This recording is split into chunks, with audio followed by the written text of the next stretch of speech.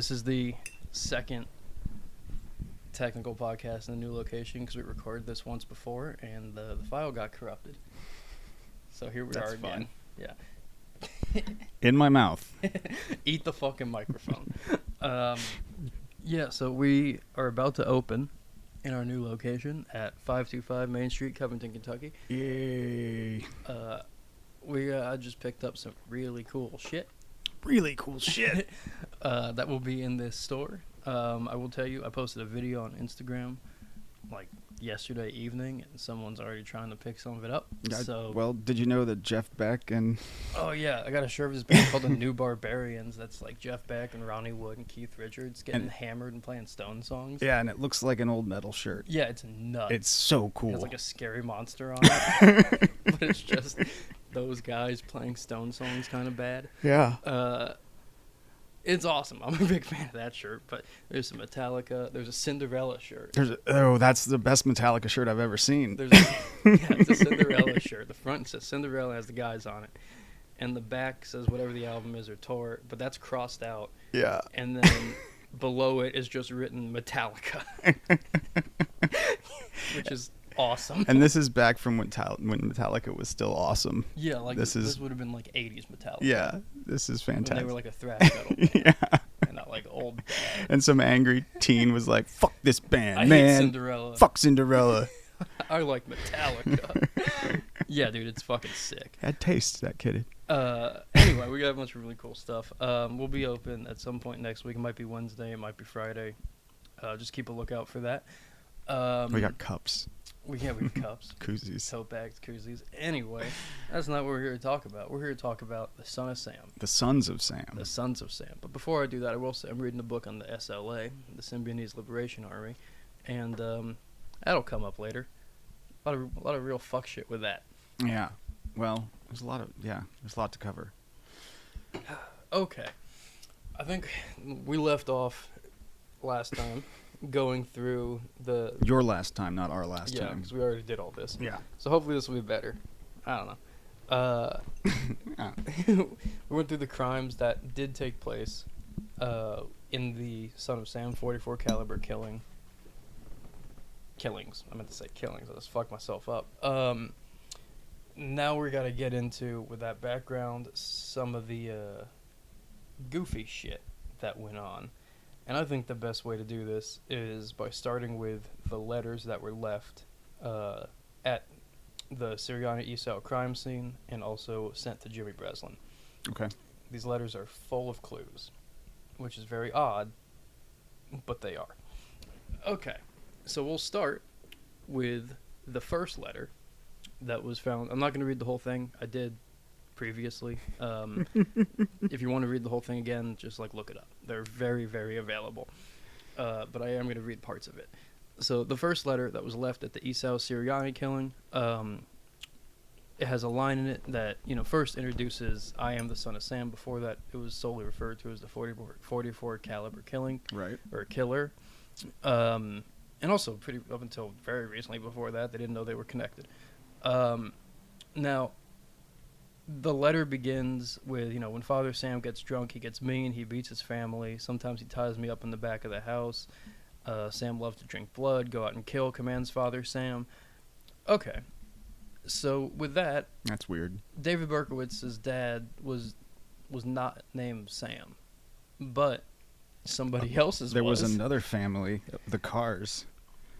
Whose dad was named Sam. Yeah, Papa Sam Carr. And now, if you've seen the movie Summer of Sam, Spike Lee joint, it is a great movie. It's a great movie. It's a weird one. It gets the Son of Sam stuff, like the facts of the case, pretty incorrect. Right. But like the general anxieties of the place and time. It shows that pretty good. It does. It's a great movie. But if you've seen that movie, there's... the dog barking at Berkowitz, and at one point he yells at an old man who owns the dog. That's Sam Carr. And in the movie, Sam Carr is not important. And in real life, he's very important. Is. So Sam Carr has 3 kids. What are their names? John, Michael, and Wheaty? Wheat. Yeah. This one's a weird one. That is a strange name. But that takes us to Well, hang on, we'll get there. Okay. Now, why are the cars important? So the buildings in Yonkers that Berkowitz and the Carr family lived in were right next to each other. Okay. So, we have proximity of these people at this exact time. Now, it goes into behind our house some rest, mostly young, raped and slaughtered, their blood drained, just bones now. Behind the house is important. That clue gets picked up in the second letter more. So we'll come back to Okay, that. we'll come back to that. We'll come back to the behind the house. 'Cause that's a whole other fucking thing. Okay. Now, we're finding the next thing. There we go. So, at one point in this letter, it says, I love to hunt, prowling the streets looking for fair game. That's pretty easy to pass up. Unless you have done some research into Scientology. Bingo. In which case, it is not easy to pass up. That phrase sticks out to you if you've ever obsessively researched this space church. Yeah, because fair game is an edict that was sent down from the old top of the chain. Oh, LRH himself. And his wife, Mary Sue, Uh-huh. that essentially said, you can do whatever you want. Well, it was a license to murder. It was a license to do whatever Literally. you want. To silence or get rid of people who contradicted the church. Right. One of the most famous cases of this, Colleen Cooper, right? Yeah. Was That a was it, yeah. that was in the 80s. And this, by the way, they said they stopped fair game in like 1970, but Yeah. much like MK Ultra, Right. you can just lie Yeah. and say you're not doing something anymore. They do that a lot. Colleen Cooper put out the biggest first expose book on what Scientology was. Yeah, what was it And- called? I can't remember. It was like the scandal of Scientology or That something. might be it. We got her name. And for basically the next 10 years, they were trying to discredit her, get her committed to insane asylums. They sent bankrupt bomb her, threats in her name. Yeah. They did fucked up shit. a bunch of stuff like that. Now, fair game, essentially the people that are targeted under that edict are what's known as suppressive people. Yep. Suppressive SPs. people. Yeah, SPs. SPs are people that go against Scientology. There's also suppressive, like organizations. Oh, yeah. And if you look at a list put out by the church right after the Manson stuff, you see the Process and the Church of Satan on there, which is odd Mhm. because basically the organizations they were listing were splinter groups that were now a problem. Right. The Process is pretty clear. The Church of Satan one is interesting. Yeah, Dana has a theory that they're like the holy trinity of Yeah. all this. The Church of Satan, Scientology, and Process. Now, with the Process, which is again based in Scientology, instead of an E meter, it's a P meter. Right. They have a Pretty much the it's the same. they have a thing called the Gray Forces. Yeah. The Gray Forces are suppressive people. It's the exact same thing. Don't think of it any other way. Yep. So now, that phrase "looking for fair game" to me becomes significantly more important because that drops direct Scientology phrasing. Exactly. Which would be interesting, but is there any other connection? No. Yeah.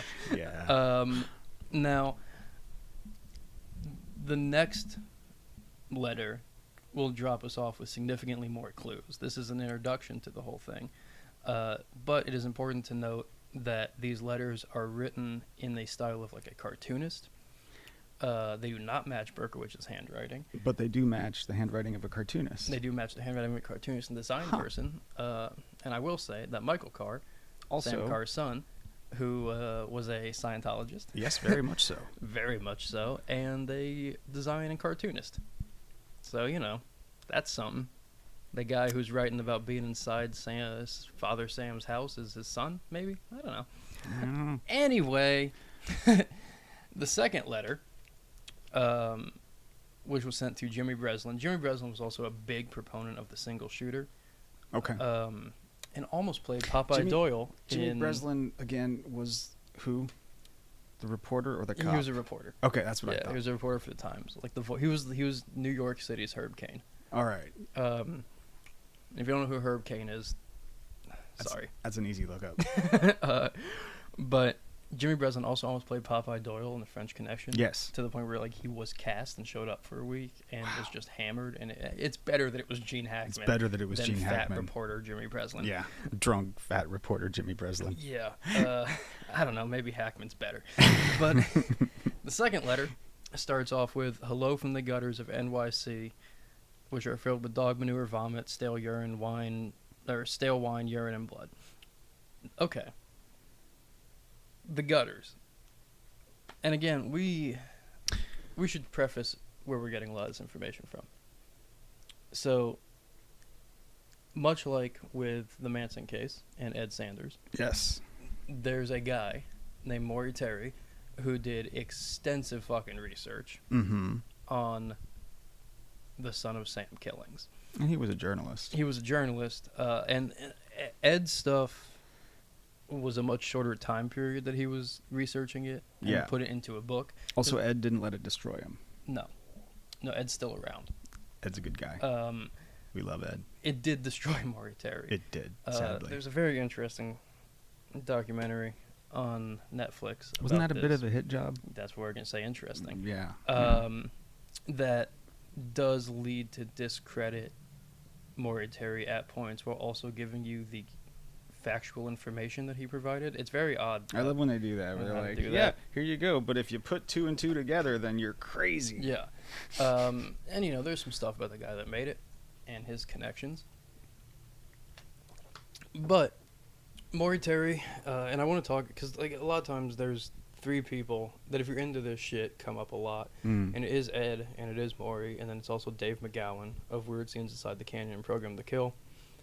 And I have more faith in Maury Terry and Ed Sanders than I do in Dave McGowan.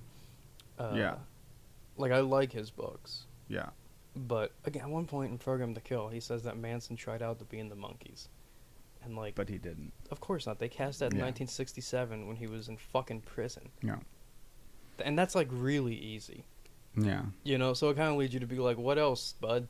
Like, and he does this whole thing with Bobby Fuller where, you know, talks about his murder, sorry, his, quote, suicide, and how he was, like, you know, covered in gasoline and beat up in his Yeah, own he car. had ingested gasoline. His fist was broken and shit. No, he had right? not ingested gasoline. That was the weird part. Oh, okay. Because if you were alive when you were covered in gasoline, it would have gone into, like, your nose and shit, Okay. and it didn't. Oh, So okay. he poured gasoline on himself after he was dead. Oh, right. Bobby right. Fuller was a musician from Texas who moved out to L.A. And the thing with that is Dave McGowan, like, kind of phrases it in a way of, like, all these weird kind of cult killings and CIA killings going on. And that was clearly a mob hit. He was trying to move off his label owned by a mob guy who was known to fucking kill people Okay. and make his own label. It was a mob hit. And Bobby Okay. Fuller was their biggest selling artist. You so- did. I fought the law, right? Yeah. Okay. That was I Fought the Law, the Clash song. It's a Bobby Fuller song. Yeah. So yeah, I mean, you know, Dave also presents a lot of his evidence where he'll just say things that are true, you know, and then be like, "Isn't that weird?" Right. And like, yeah, man, it is weird.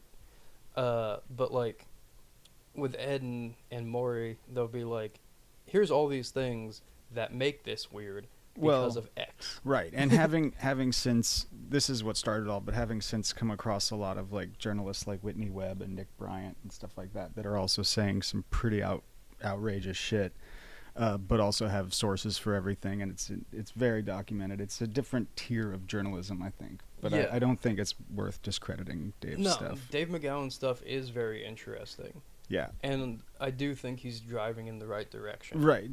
I would, with everybody, I'd resist sort of accepting their framing without examination. Right, and it's to me, it's important to note here with Maury Terry, he later, if you read his book, The Ultimate Evil, it's a great book, It's a great book. and you can kind of see him throughout the book, kind of begging for an answer. Yeah, yeah. Um, The Manson 2 thing is Yeah, because there's a example of guy that. referenced that we'll get into this significantly more in another episode. That's Manson 2, who was supposedly someone involved with Charles Manson. He's who's trying to now- make it fit. Yeah, who's now working with, you know, the cult that Berkowitz was part of, and he's being brought in to commit some of these murders, and he finds a guy that he says is Manson too, and it's like, I don't know, man. Like, that guy sure is a shit guy. Right. But there's never he like forces like this guy is him. Yeah, he makes the surrounding facts sort of fit that thing, which is, if you research any of this stuff, is sort of dangerous territory for the truth. Yeah. Whereas if I had the list of people that I trust in order, Right. Ed Sanders, I'm like, whatever you're saying, I believe. Like, essentially, it was right then. He was with all the people. Yeah. It's all backed up. With Maury Terry, I'm like 90% of it. Because, again, like, it is, if you go to a site, The People versus David Berkowitz, it has thousands and thousands of pages of Maury Terry's notes, and then also police reports and FBI file and all this shit that It's is not his shit he's evidence, making and up. like private investigators and it is very, very well researched over the course of 30 fucking years, basically, by the time he died. But sometimes I think towards the end he gets a little, I need this to work or my life has been useless. Exactly. Which is a realistic threat for anybody who devotes their life to this shit. But also, I would have argued to him, it's not, you don't need that to fit. You already uncovered a vast majority of this that nobody was in on. I think the problem is there's just a bit of rigor that's obviously missing. Like I mentioned, Nick Bryant, he didn't mention in the Franklin scandal, like all the satanic ritual stuff, because he had like testimonial corroboration for that, but he didn't have like hard enough proof to bring it up. So he references like, this is what was said, right? But where all the other stuff is pretty fucking documented, right? And again, it always becomes harder with the quote-unquote satanic worshipping, right, to document it, right. Like it's pretty rare that you're going to find the smoking gun. Well, he does mention Michael Aquino comes up a few times. Michael Aquino is an interesting fella. There is some documentation with him, but he's a military guy. He's protected, and you're gonna find more documentation on military people than you will on just some fucking hippie, right? Right. Okay, back to the letters. Hello from the gutters. Yes. So, the gutters, it seems like we're just, and in the context, he's, saying then hello from the sewers, hello from the cracks in the sidewalk. But these words are important. The gutters is specifically important. Yeah. Where this was discovered by a teenager who lived in the same neighborhood in Yonkers. Had the same lingo. Yeah, the gutters referred to an aqueduct that went out from the back of the car house or apartment building. And if you followed it a mile, you'd end up in a place called Untermyer Park. Yep. If you look up pictures of Untermyer Park, it looks like a very nice park. If you then add Devil's Cave, it looks like a significantly less nice park. It's pretty grisly. It's like the picture from the Satanic Panic shit. It's like, here's what they show you. You've probably seen the picture. Give it a little look real quick, because we obviously can't show you, but I do think it helps to see it. Untermyer Park was documented and then consistently documented after they started looking into it as being a place of meeting for cult rituals. Yep. Like cops were shot at. There's a lot of testimony of people saying they saw people in robes and dogs and all this shit. But also, if you go back into the gutters, out back the old Carr family home, you find a lot of dead, sometimes skinned, German Shepherds. Yep. A lot. Which is very process. Are they into German Shepherds? They're very into German Shepherds. They're very into German Shepherds. Like, that's a key part of their thing. Yeah. Take of that what you will. The process is also borderline in on the whole Nazi imagery. Oh, right, yeah. And German Shepherds are a part of that. Yeah, they love the fascist aesthetic. And I will say, Berkowitz was trying to get a German Shepherd in the weeks leading up to his arrest. He worked at one of the shelters, right? Or was that someone else? No, someone else worked at a shelter, but he was like calling a shelter in Yonkers trying to get a German Shepherd to adopt. Yes. God. In the weeks leading up to his arrest. Good memory, Sam. Yeah, you're welcome. I knew it was connected. Now, if we move on from Untermyer Park, this leads us to a line that says... Also, I love this line. This doesn't have any clues. It's just weird. You can forget about me if you like because I don't care for publicity. Yeah, you do. You're leaving letters and sending them to the main guy that writes articles in New York. You're dropping clues. Okay. However, you must not forget Donna Lauria. And that was the first... Yeah. Yeah. It's odd to reference by this point, there's been multiple shootings, and you're referencing the first one. Yeah. So Donna Loria was, you'll find important. Donna Loria was an 18-year-old girl who was killed on her front steps, and I'm scrolling down because I have significantly more information on Donna Loria. Okay, there's a theory that people have floated that some of these hits were on purpose and other ones were distractions. Donna Loria is one of them. We're about to get into that. Christine Freund is another one. Yep. And that's one that Terry claims Manson 2 was involved in. But Christine Freund, just very quickly, was... The theory there is less hard than the one on Donna Loria, but Okay. she was seemingly killed because her fiance was involved with the wife of someone either in the cult or on the outskirts of the cult, and it was a right. message to him. But she was clearly stalked. Like, she was called in the weeks leading up to Yeah, her she was being harassed and stuff. murder. They were followed that entire night from the movie to the car, all this shit. At one point, she gets out of the car. He goes to park the car. A car that's following them doesn't see her get out. They roll up on him. A guy gets out, sees it's only him, gets back in the car and leaves because he's not the target. He also doesn't get shot. That's pretty, yeah. Because if you're trying to send a message, you don't want to kill the guy you're trying to send the message to. Yeah, that would have been a There was mistake. no point in that message there. Yeah. Okay, so now we get back to Donna Loria. I'm going to read from actual police files, and they're hard to read because they're old and they're scanned. So, sorry if I'm pausing. They're scanned a number of times. Yeah, they're scanned multiple times here. Okay. So, on June 5th, 1977, Detective Banteri and Murray interviewed a woman named Susan Jennings, who's a 24-year-old who lives in the Bronx, close by to Donna Loria. She stated that she had known Donna Loria and, on occasions, associated with her. Susan stated that about 5 years ago, Donna had received a friendship ring from a boy. Boy is a loose term for this fucking guy. This fucking adult man. She creep. only knew as Crazy Vinny. And then Donna had returned the ring to him after about a year. It upset Vinny, and Susan said that she heard Vinny had enrolled in St. John's University. And then she looked at a composite of the .44 caliber killer for the Donna Loria shooting, because all those shooting witness statements look wildly fucking different. Yeah. And she said, yeah, that looks a lot like Vinny. Now, Vinny does also look like David Berkowitz. I will say that. Like, Yeah. if you're drawing both these guys as a police sketch artist, they're going to come out about the fucking same. Yeah, a little. They both have curly hair. They're both kind of chubby. Yeah. It's a similar looking person. Neither has a striking jawline. Yeah.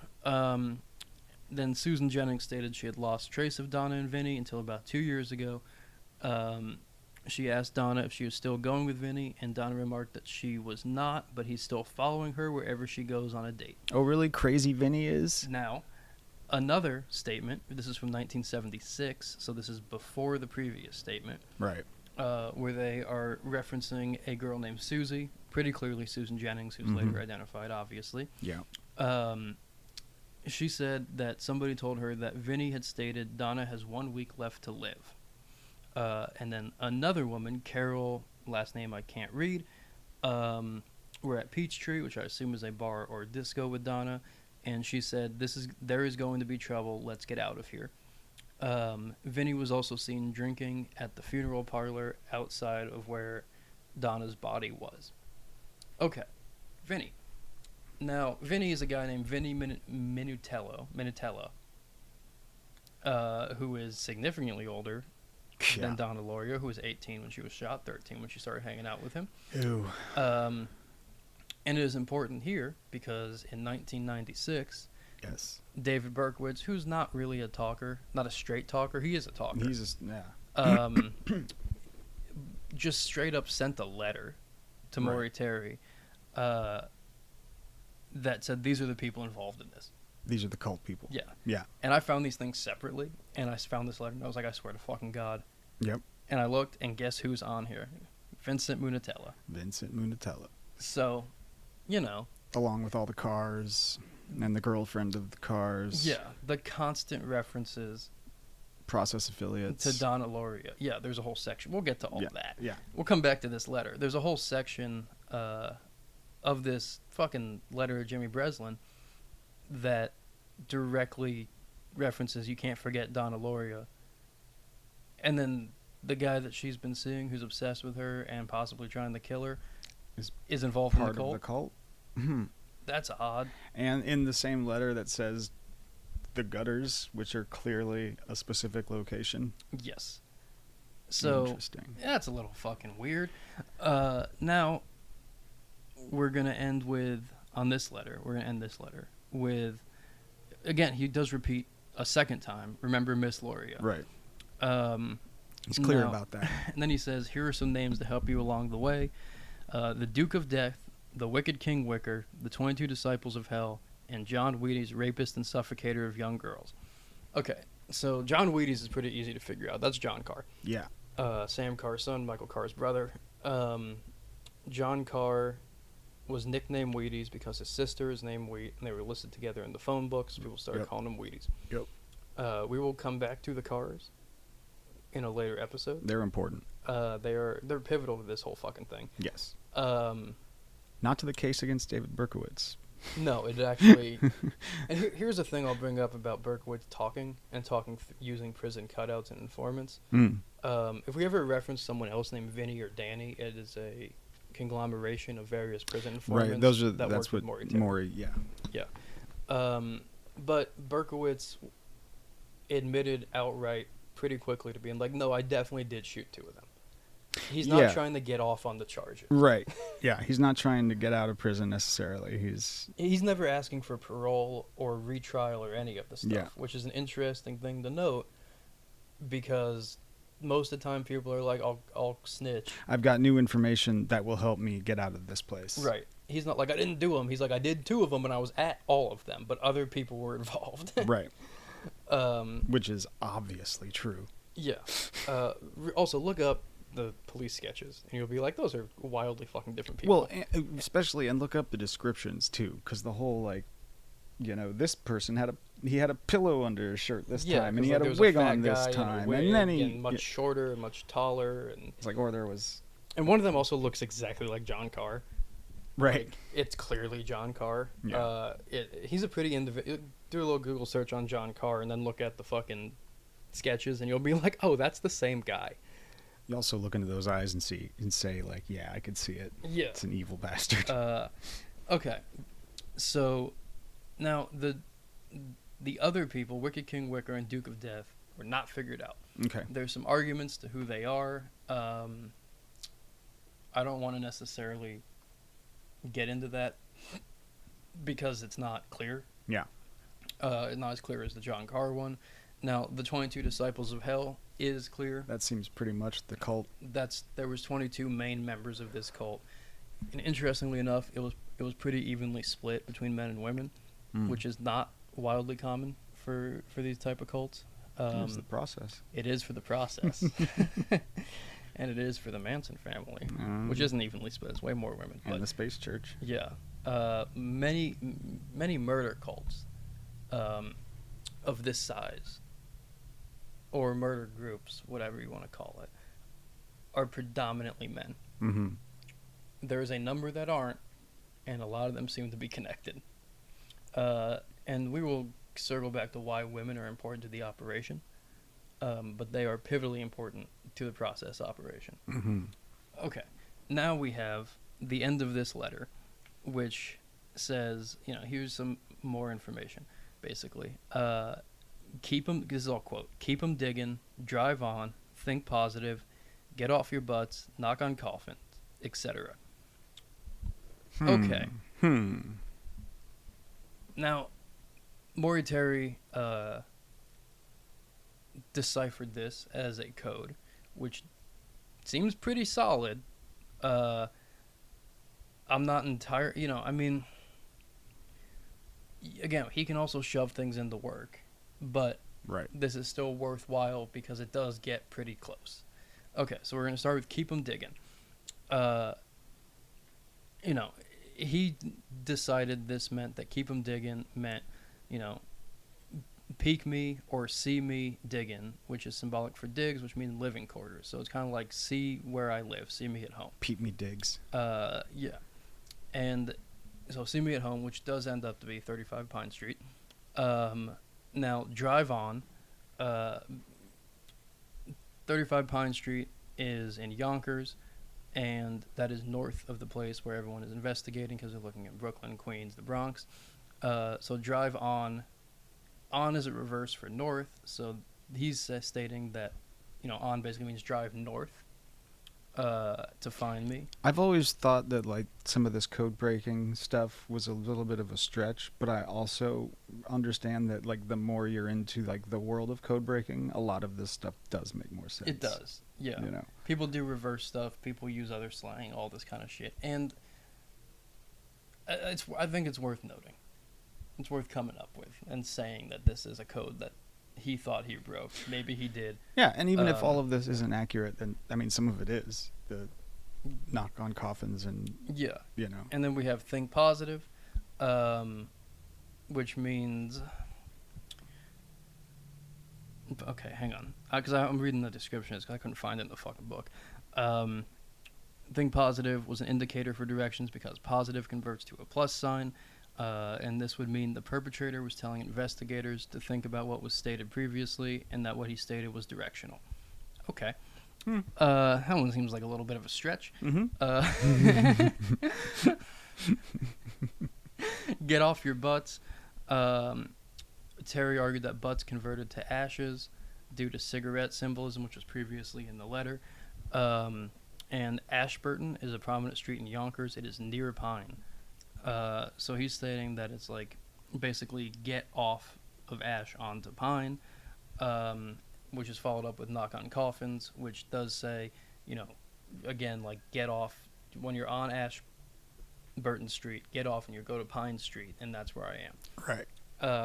And they were already looking for him too, so these weren't like directions; these were just hints at like the directions. Right. And it is important to note as well that I wish this was after the shooting of Stacy Moskowitz, but it was not, because that shooting turned Berkowitz into a fall guy. And that would make a lot more sense if they were trying to point them to Berkowitz after the shooting as opposed to before. I don't know why they're leaving all these fucking clues in here, because some of these are really clear. Like the other ones I believe are much clearer than the knock on coffins, etc. Right. And Maury Terry in the book really does make you be like, yeah, man. But then when you kind of sit back, like, I just didn't think about it, you're like, I don't know. when you're sitting with it for a long time, you're like, I don't know. Yeah. But Berkowitz got a parking ticket on the night of the Moskowitz Violante shooting. And so that placed him in the location, which is not near his house. And he left the area and came back and very clearly could not have been the shooter based on the timelines. Right. But it did turn him into a convenient fall guy for the crimes, because I believe that the group was like, well, this is getting pretty hot now. They have connected that these are all related. Yeah. They have sketches of a lot of us. And the Time the to fact offer that they up have a guy. the fact they have sketches of a lot of them are important too. It's not just a sketch of one guy. Like there's identifiable people that can be, if you find out John Carr and Berkowitz are friends, and you look at the fucking sketch and go, well, that's goddamn John Carr. Right, and that gets into the cops like disregarding evidence because they needed to support their case. When they arrested Berkowitz that night, he was interrogated for not all that long, and told a story where he was the only shooter. None of the stuff lines up. He's being like, I got on a bus, and then I ran, and then I circled back, and like he has to make up reasons as to why he's in multiple places at one time. Yeah.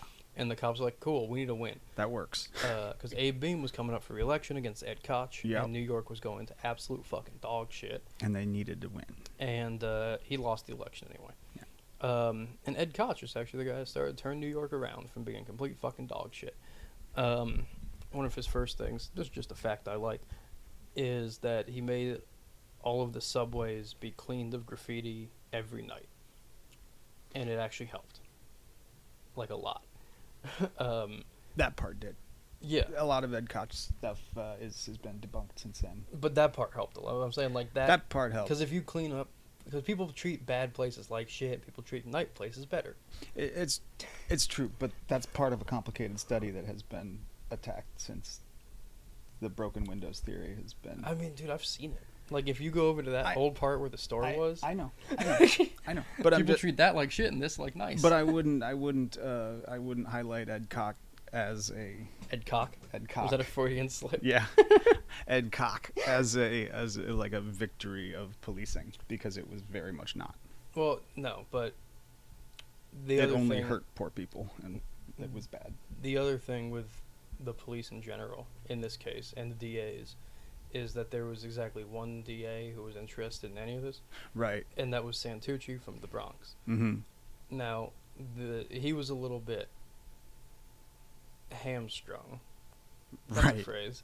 Because as a DA of the Bronx, he can only deal with things that happened in the Bronx. Right. So, Maury Terry... And there was not a lot of department sharing, No. Like, New York City's 5 different cities, and they don't fucking talk to each other. which is stupid for if you wanted to solve crime. Yeah.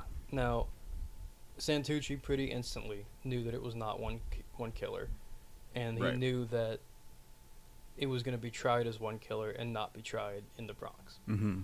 But he was open throughout the entire investigation that Maury Terry was doing, along with various other people, to all their information. They were feeding it to Santucci. Right. And he kept having to be like, man, that's great.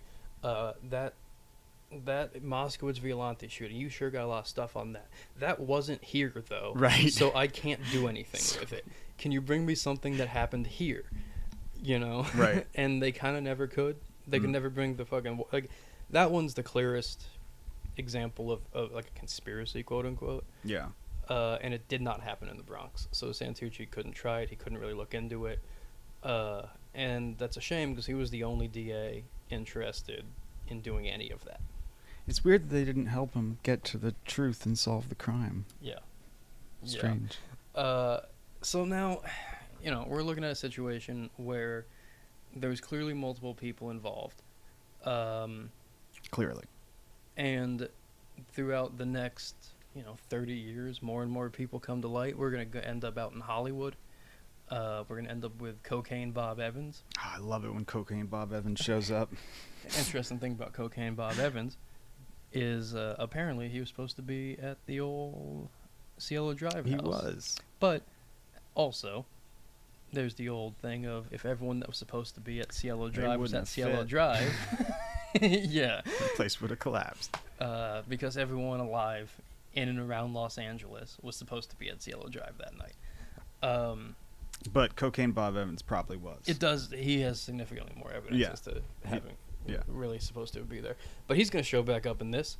By the time we get to like the 80s, the cocaine 80s, following the cocaine 70s, we had like 20 years of heavy cocaine use. Thanks, CIA. And Dennis Hopper. And Dennis Hopper. Yeah, because, Easy Rider brought cocaine to the counterculture pretty heavily. That's true. But the CIA brought it into the country and pumped it into the cities. Yeah, no, and was Dennis Hopper... I have like a vague theory I have no backup for, that Dennis Hopper was an MK Ultra guy. Yeah. Partially because he was already a little bit unstable, but normal enough. And then he went fucking crazy. He went crazy. Like, wildly fucking crazy. And there's a history. Pretty quickly. Yeah. And he falls into some company with that. But at the same time, like, doesn't. Like, you know what I mean? Like, it's very odd. He has a whole weird trajectory. But like, there's a book on him and Brooke Hayward, who is married to, who's part of the Fonda family. That it takes place between like 62 and 68, when they were married, and like 1964, they're hanging out. It's cool. They're going to art shows, and he's a normal dude. He's not like a rampaging monster. And in 1968, he is fucking insane. And it's all because of, I believe, the drug use that he was involved in, mixed with his general megalomania. There was that too, yeah. He was primed for it, but I'm just saying, if I'm a guy looking for someone, and I find out Dennis Hopper exists, I'm gonna be interested. He's a good in candidate. That guy. He's a great candidate for it. Yeah. But yeah, I don't know. It's Cocaine Bob's gonna come back up, and we're gonna get more into what happened to a variety of these people Mm-hmm. because a lot of them were alive in 1977 We're gonna and go to- dead by 1979. Yeah, we're gonna go to Montana, North Dakota. North Dakota. We're gonna go to Stanford. Definitely, always go to Stanford. Something Uh, always happens at Stanford. Some weird shit that goes down there, and it's just this is another case like the Manson case. I didn't give a shit about Son of Sam at all until I found out that it was not the thing. Yeah, me You too. know, like this is why I'm beginning to be interested in John Wayne Gacy, Uh-huh. because there's some stuff there where there's significantly more people involved.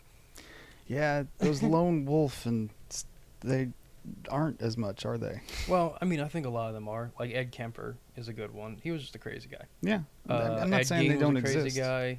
Dahmer, like a Yeah. lot of these people were just and I don't care about that. It's just dark and weird and gross. If it's gonna be dark and weird and gross, I need it to be like rock and roll and conspiracies, Or just something that our government created. or a different organization. Yeah, or a different organization. And like I said earlier, like the SLA stuff is gonna get It's more institutional than lone wolf. The than SLA you stuff think. is entirely institutional. Yeah. Significantly more than the Son of Sam stuff is. I don't believe the Son of Sam stuff has anything to fucking do with the government. I think the Manson stuff has some stuff to do with it, but not to the extent Tom O'Neill says it does. Right. Again, Tom O'Neill. There's a thing the old church does that's called Operation Rawhide. Operation Rawhide is misinformation. Mm-hmm. And it was pretty heavily misinformation about the Manson stuff. It was deeply involved. And, you know, they still keep tabs on public opinion of that, Oh, absolutely. which is a weird thing to do for something you're not involved in. yeah, you know? that comes up a lot. I don't think the Mormons are keeping tabs on the Manson stuff. Do you? I don't know. There's a lot of weird shit that comes out of Utah. There is. But again, we're going to end up back in Utah as well. Yep. But not with the Mormons. The Mormons are just kooky, you know? Like, they got weird shit, but it's... I don't know. Every institution I've come across seems to be pretty sinister. Yeah. But the Jesuits are somewhere in here. Yeah. I still haven't fully figured that angle out yet. When I do, I'll let you know. But yeah, also, there's a new thing that came out. 2 new things that came out on the Manson stuff. Seems like every couple years we get a fucking push on the Manson stuff. You know, when the Tom O'Neill book came out, it was like, oh, Manson's back. Every fucking 10 years we get this. To sell books. Which is fascinating because it happened at this point like 60 fucking years ago. You know, we don't get every 10 years, not everyone freaks out about Jim Jones, you know. But Tom O'Neill's book came out. Now he's in front of Congress talking to that one lady who came up in Turning Point. I just forgot her fucking name. Luna. Yeah, Luna. Yeah. And it's like, oh, cool. We have a Turning Point lady questioning a guy whose researchers are involved in the Son of Sam. I bet Scientology everything's shit. gonna come to light. Yeah. Oh, it was MK Ultra. It was MK Ultra. It was no, man. It was a lot of it. I mean, it was a little MK Ultra. I'm not saying it wasn't, but it was. It's never one. I think it was more COINTELPRO than it was like MK Ultra. Yeah, and it's never one scapegoat. And Yeah. if the official story is gratefully pointing to one solution, that's probably not it. Right. But 2 things did just come out. One is this girl crying in a documentary that her grandfather's Charlie Manson. Okay. Okay. I didn't see that. Yeah, I don't know. Get over it. If I found out my grandfather was Charlie Manson, I would make a fucking shirt and wear it every goddamn day that said, my grandfather's Charlie fucking Manson. Well, you would. I would not cry about it. You would. I don't think that's an accurate representation of People's response. anything else. And the other one is, it was another Manson in his own words thing came out. Okay. And it's painting the whole thing helter skelter, all that kind of bullshit. Yeah. And that one I think is more worthwhile to listen to because there is tapes of Manson talking. You can ignore all the other shit, but hearing if you get into this shit and listen to tapes of people back then talking that were involved, you'll hear clues, you'll find clues, you'll see what they're alluding to, and that can be worth your time. But again, it's just a general fucking. It's a hit job on public opinion. It's a psyop. Yep. Yeah. And my final thing I'll say is we're making some shirts. They're hilarious. And I had many people agree with me. I thought I was being insane. I think you are. No.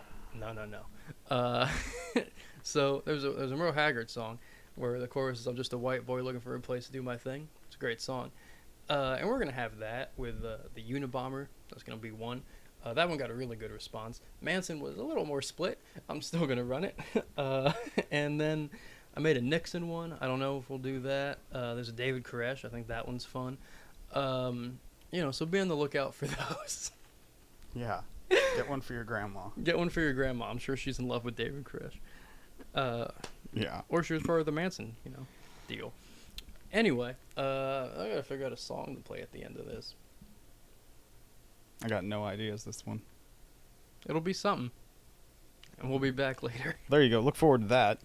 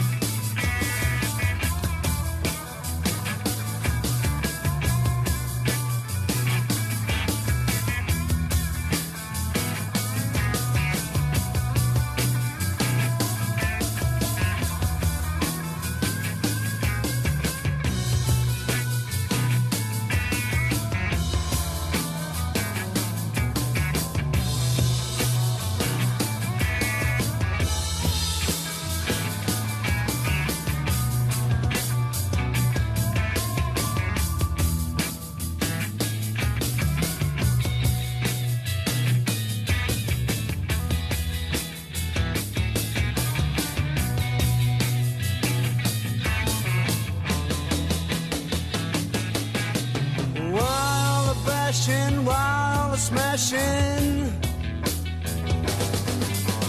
Deadly desire under moment silence, with the world in chains. Down in the bottom.